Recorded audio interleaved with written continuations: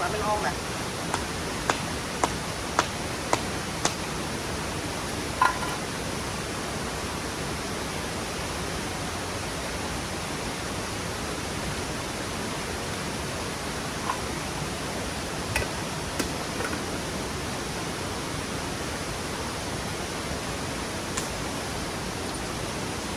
ở đây liền co hơi thì như thế mấy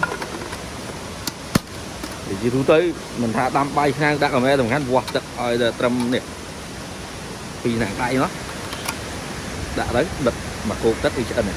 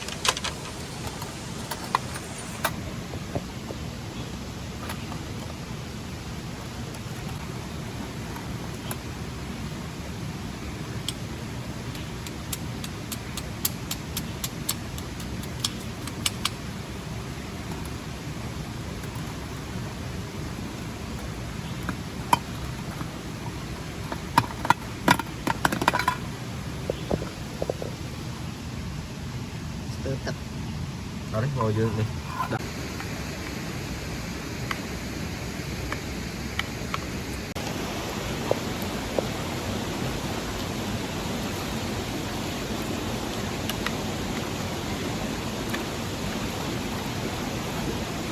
Rồi tôi lắc con rồi.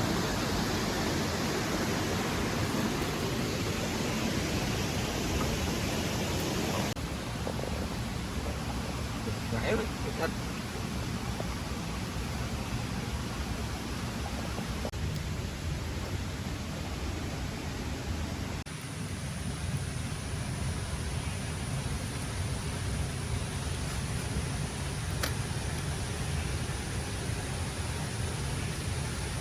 lội coi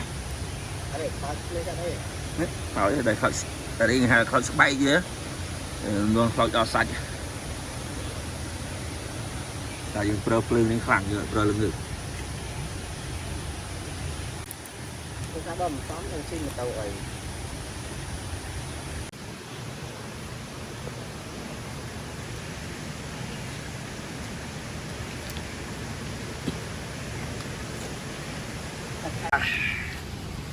trời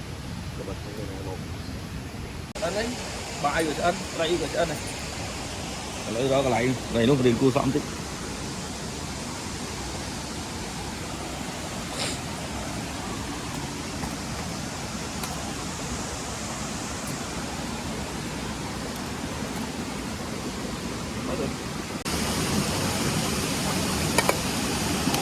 lắp bên đây với nhau lên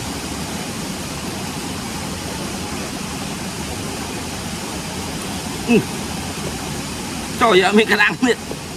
cắm rồi đi anh đấy